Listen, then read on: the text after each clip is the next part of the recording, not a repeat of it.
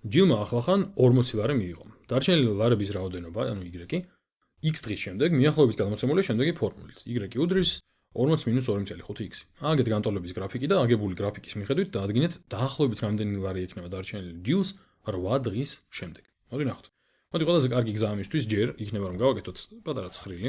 მარცხენა მხარეს გქონდეს ჩვენი x-ები, მარჯვენა მხარეს y-ები და მივუყვეთ. ესე იგი პირველი არის როცა 0 დღეა გასული. ნუ როცა 0 დღეა გასული 40 უნდა გამოვაკლდეს 2.5 ჯერ 0 და ამიტომ პირდაპირ ეს იქნება 40. და ნუ ლოგიკურიცაა დღე როცა არაა გასული 40 ლარი ექნება.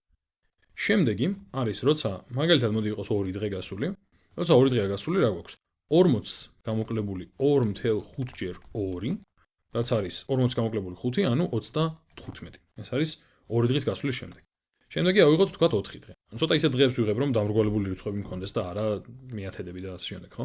ესე იგი 40 უნდა გამოვაკლო ამ შემთხვევაში 4 ჯერ 2.5, რაც უდრის 10.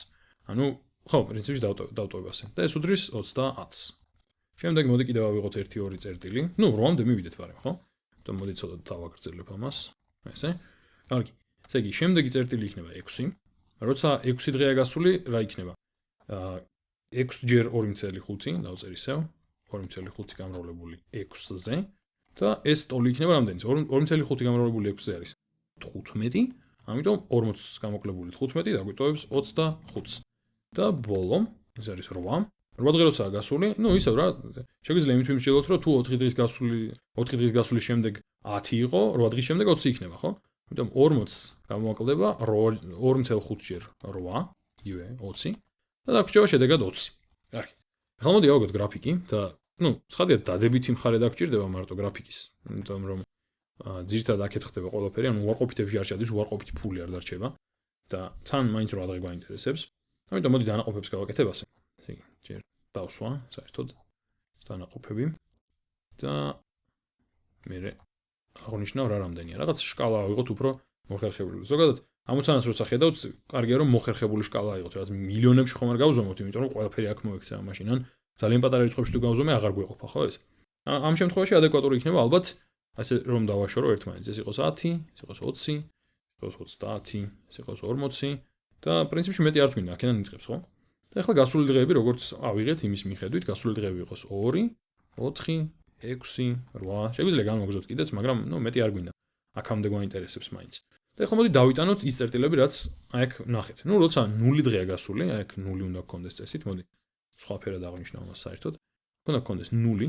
და როცა 0 დღეა გასული, მაშინ გვაქვს, ესე იგი 40 ლარი. ნუ ჩვენ რა? ჯილს. შემდეგ როცა 2 დღეა გასული, ნახეთ რომ 35 ლარი რჩება, ამიტომ ამათ შორის წერტილი იქნება დაახლოებით აი აქ. აი ესე.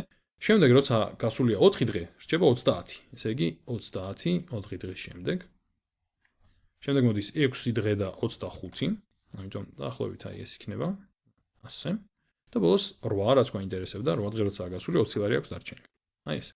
და გრაფიკი ამისი გამოსახულება იქნება აი ესეთი ტიპი, ანუ ეს წერტილები ზუსტად არიან ერთ წრფეზე დალაგებული, ხო?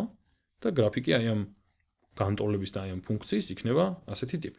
ანუ ჩვენ გვაინტერესებდა 8 დღეს, ანუ 8 დღე რომ გავა რა თანხა დარჩება და ცხადია, რადგან 20 დახარჯავდა, 20 გავიდო და 20 დარჩებოდა, ამიტომ ამით ის მივიღეთ რამდენი დარჩა სხვათა შორის, ის კი არა რამდენი დახარჯა, უბრალოდ დაიმთხვა რომ დახარჯა და დარჩა მაგდენი, თორე ისე ეს დარჩენილს ითვლის ცხადია როგორც ფუნქცია.